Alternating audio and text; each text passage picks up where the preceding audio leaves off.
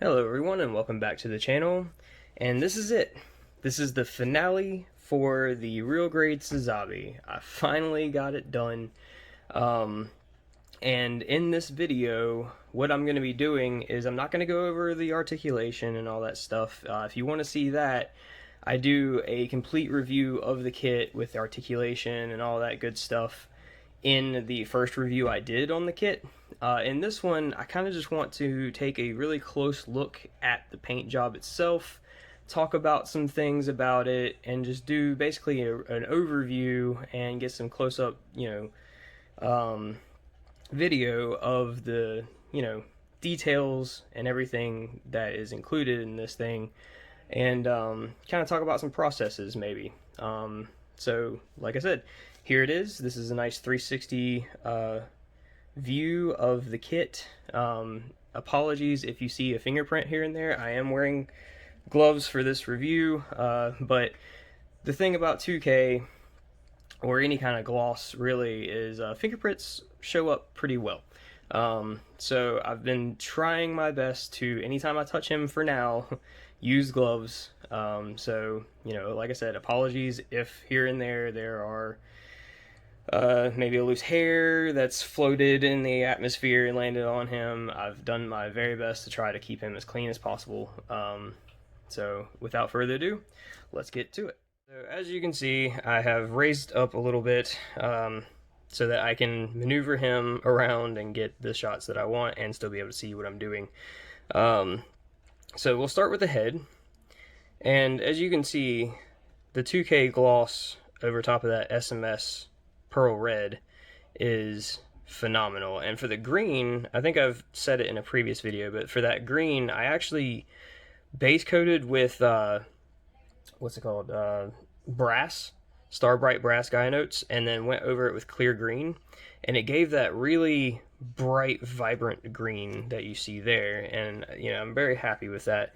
And the eye, as you can see sort of right there, when the light hits that just right, it actually illuminates that whole like clear part green, which is really, really cool. But that green I'm very proud of. I'll probably be using that green from here on out.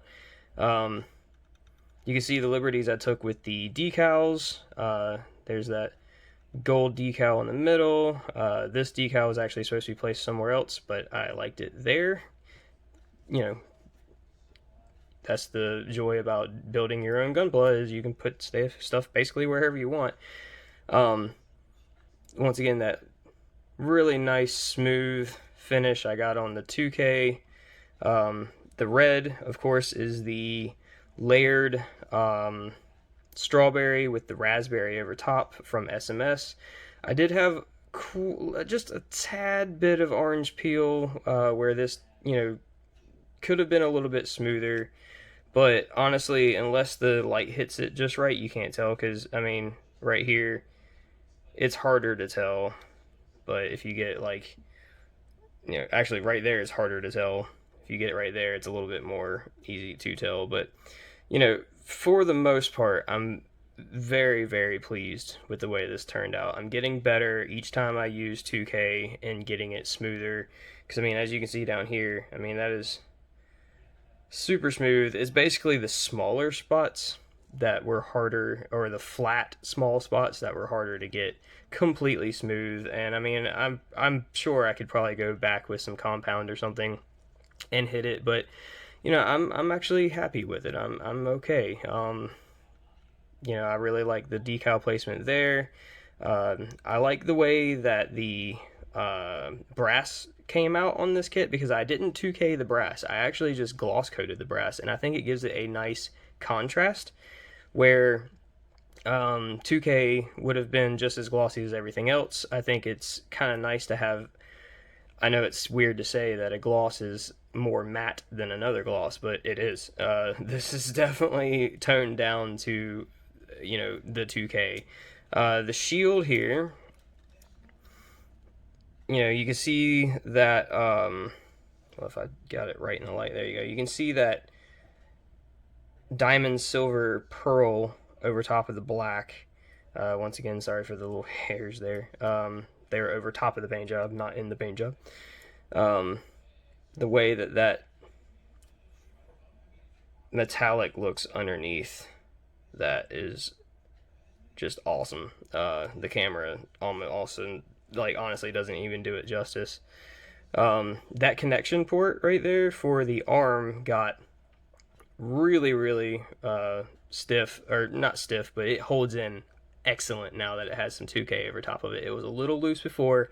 I fixed that by 2K'ing that connection there. It does not come off. You can shake this guy and it won't falter at all. He is solid as a rock. Of course, now we'll move down to the legs. Oh, one thing I do like about the where I placed one of these, I love that Sazabi decal right there. I just think it's nice placement. And at the end of this video, I will, after this session, I'm going to make like a photo session out of this, where I'm going to do some photos, and I'll add those in at the end of the video. The feet, of course, you can see where, the inner frame is sticking through a little bit. God, that smooth finish there. And it's kind of cool because the red will actually change slightly depending on what lighting you put on it. So if you put like a more yellow light on it, it really brings out that bright red. But if you put more of a white light on it, it'll actually like be a little bit of a deeper red. And that's just because of the metallic nature. I think it's nice. It's neat. The gunmetal accents, I'm very glad I did. I don't know what that is. Get off there. It just breaks up the red a little bit. Turn them around here. Of course, you get the big old butt and the big old back of the legs. Those pieces there are actually done in chrome, but whenever you top coat chrome, it dulls it down and makes it like a darker silver. The fuel tanks, very happy with that. It was a very successful seam line removal. Sorry, I bumped the camera. The seam line would have been right over top. No, that's a lie. It would have been right there. It goes right down this, and as you can see, you can't see because there's no seam line there. That was very successful on that. Once again, you can see that pearl, sorta. It's hard to get in the lighting. I see that pearl inside that. Of course, there's, the backpack. It can still open up to reveal, all that detail in there. Detail underneath, a little picked out paint there in copper. I still maintained all the articulation. I know I wasn't really going to talk about the articulation much, but I did maintain all of it. These still fold out. You can see all that. Back of the arm, once again, that gunmetal accent there, here and there are very essential to this paint job. Right here, the 3 parts there picked out. And I mean, for the most part, that's I know this is kind of a lackluster video, I guess, for a finale, but this is really all it was just going over the paint job itself and just showing it off. In here, I'll take the accessories off too and show them like one by one, but in here, you open this up and pull this out first. Come on. Yeah, pull that out first and then open this up. Sorry about that. And you see the little funnels down in there, all nice and glossy and 2K. And I'll take one off and put him off to the side so I can show the funnel off. Now they all look the same. It's just that one decal there. Got the silver on the inside, silver on the bottom side, but what I did do is each of these petals actually have gunmetal on the backside. It took me forever, but I did it. And then this pops forward, and there you go. You have a funnel doing funnel things. Very cool. And then, of course, whenever you fold it in, it automatically slides back out. But, yep, there's a funnel. Like I said, all 6 look exactly the same. A lot of work went into these little funnels, but it paid off in the end, because honestly, if I would have, you know, skimped a little bit on these, it wouldn't have settled well with me, and it would have affected the overall look of the kit itself. Okay, so now let's take a look at the gun. You know, I still have the sliding gimmick here for the shotgun thing, I guess. You know, I painted the inside of there black just to insinuate that those are holes. I went with brass instead of red for that, because honestly there's so much red on him already and very little brass. Oops, sorry about that. That I wanted to incorporate a little bit more brass to it. So, and I really like the color scheme that this came out as. You know, I like the way that the gunmetal black with the pearl in it, and you know, the brass came out. The camera done in the same fashion that I did the eyes and head cameras and stuff on, or eye and head camera on the Sazabi itself. And I took some liberties with the decals. Everything is actually kind of where it's supposed to be, except I actually added a decal to either side of the pump there, slide, whatever you want to call it. And I put one on the back. This thing won't focus. There we go. It's hard to see it, but there is one right there. There it is. Just to, you know, add a little bit more, you know, take some liberties with the decals. It's always fun for me to do. Hair, get out of here. So that's gun. You know, this thing still moves. You can still take the clip out if you want. And that's about it. You know, it's a nice gun. It came out very, very nice in my opinion. Now we'll move on to the shield. We can look at it in a little bit more detail than we did before. As you can see, you know, that gold holographic W decal is, I love it. You know, down the side, you got some more decals. Got the brass up in there, gunmetal on the backing there, gunmetal there. And on the back you can see the missiles and the heat hawk.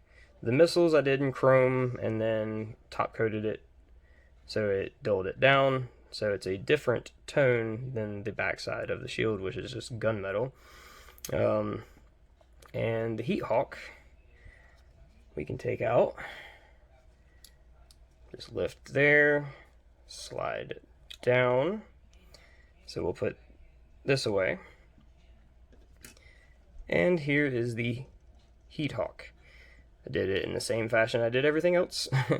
Red and black with the pearl and the black. So now I have the beam effect parts, and basically, you know, you just slide it back in here like you would normally. You got the shorter side there. Still probably one of the best beam effect parts I've ever seen on a kit in general. And then on this side we'll put a longer one just so you can see the difference. But I like how the shine goes from the hawk itself, the beam hawk itself, and goes into, you know, the glossiness of the plastic. Very, very neat. It's going to catch the light really well on some of these pictures I'm going to take. And of course, you can still take this, stick it in the top, and there you have full-blown, well, if I had the longer one on this side, full-blown, you know, heat hawk action. I'll do it just for show here. Boom. Heat hawk in all its glory. And like I said, I'm very happy with the way this came out as well. And of course with the beam saber, I'll just show off one because honestly they're both the same thing. Did it in that red and 2K, and here's the beam effect on that. And there we go. And that will pretty much do it for the accessories. And with that, this will be the conclusion of the Real Grade Sazabi. This is the finale, and you know, my final thoughts on the kit. It's a very, very good kit. It's a very challenging kit. Even at 144 scale, it is very challenging. And honestly, that kind of made it a little bit more challenging because, you know, packing a lot of detail in on a very little kit, which I say very little kit. It's actually a monster of a 144 scale, but you know, nevertheless, it was a lot of work. And I would do it all over again. It was so much fun. I learned even more in doing this one. You know, the red, I couldn't have asked for a better red. SMS knocked it out of the park with their raspberry and their strawberry pearls. Of course, you know, every time I use this 2K from Splash, you know, I'm getting better and better at it. I think as a whole, this thing came out amazing. Of course, let me know down in the comments what you think of it, what you think of how I did with it. And, you know, if you enjoyed this video, a like and subscribe would be appreciated. And I will see you in the next one.